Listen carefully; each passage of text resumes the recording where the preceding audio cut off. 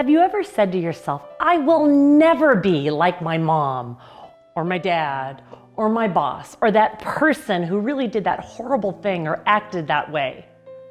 We all have a version in our head of the way we should be, and yet at times we find ourselves acting like someone we would never want to be.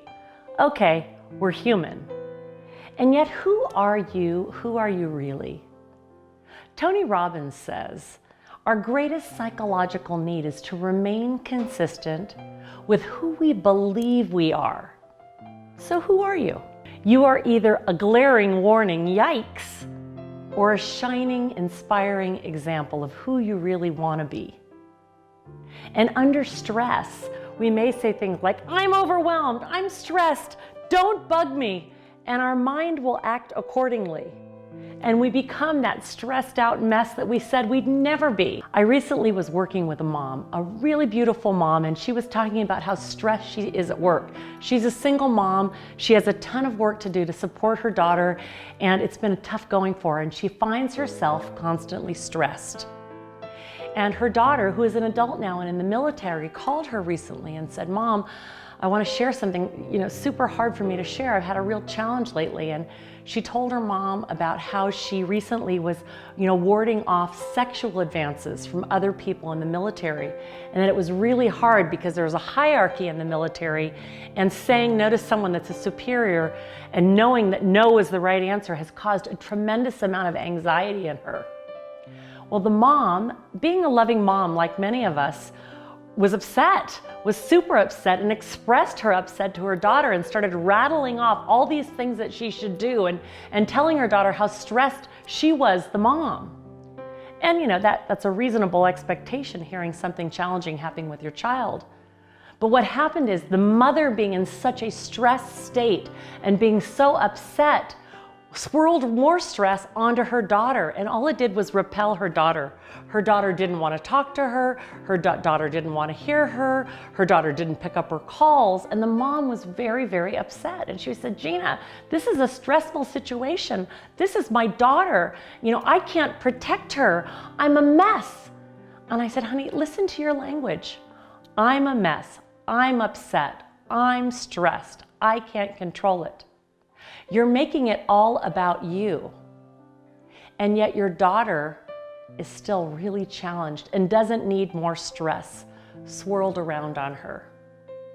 And I asked this mom, I said, who are you as a mother? Tell me, in an ideal world, you have a beautiful, empty, blank, canvas. Who are you as a mom? And she said, oh, well, I'm a loving, caring, devoted mom who wants to raise my daughter to be independent, strong, brave, loving, and doing the right thing. I said, great. Now, who were you each time you were talking to your daughter?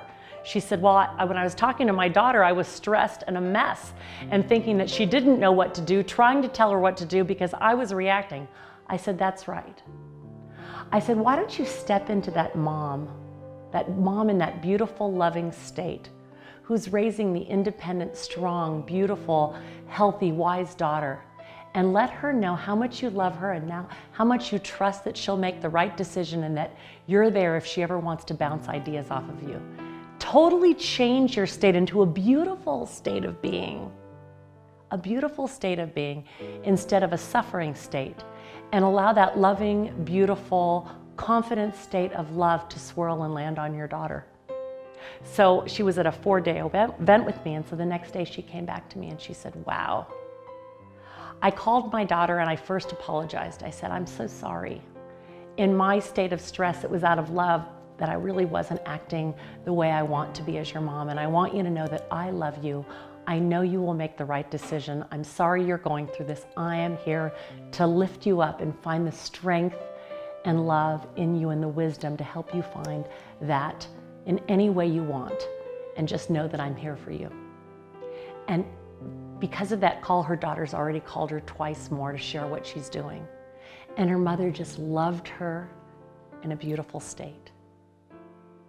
So notice the difference. Imagine that same scenario at your work or your career. Do you have employees where you're stressed and you're acting a certain way? That's not really who you are, is it? How about with your loved ones?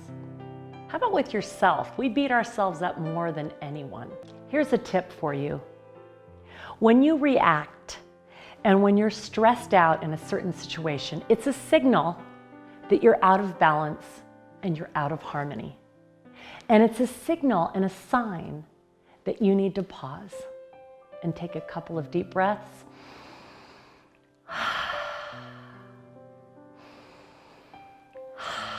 And reset and come back to that beautiful, confident, loving, kind, wise person that sees life in its fullest and offers people the opportunity to find their greatness, to lead them with love, to lead them and connect with them in a loving, beautiful state. That's where change and miracles can happen. And while you're at it, if you're beating yourself up over something, that's another signal that you need to pause because you're reacting. Just a signal to pause. Just take a few seconds and remember the truth of who you are. When we continue to react to situations in a stressful state, we unintentionally swirl and it lands on people and they don't want anything to do with us. They run for cover and avoid us. So it's time now to become aware of those moments. You know, you'll have a gut feeling that something's not right or that you're not feeling right. Pay attention. We actually have more brain cells in our gut than we ever can realize. That gut feeling really is a feeling that's giving you a warning. And so when you feel that gut feeling that you're not feeling right or you're tensing up, pause, breathe, get back into that beautiful state of being. And from that state, you know, support your children, support your spouse, work with people, you know, communicate with yourself from that beautiful state of being. And it's from that state where miracles can happen, where wisdom shines through, where your mind can actually think about a problem-solving situation, a situation where you need to resolve something. And it's not just that reactivity that's in our ancient primal stress brain. So try that. Pause, breathe, and re-enter that beautiful state of being that is really your truth. Be well, be joyful, be inspired, have a beautiful day. Allow miracles to happen. I'll see you next time. And if you enjoyed this video, please sign up for my email list where we share more life strategies, meditations, and other things that will help you live a life of harmony, of balance, of joy. Mwah.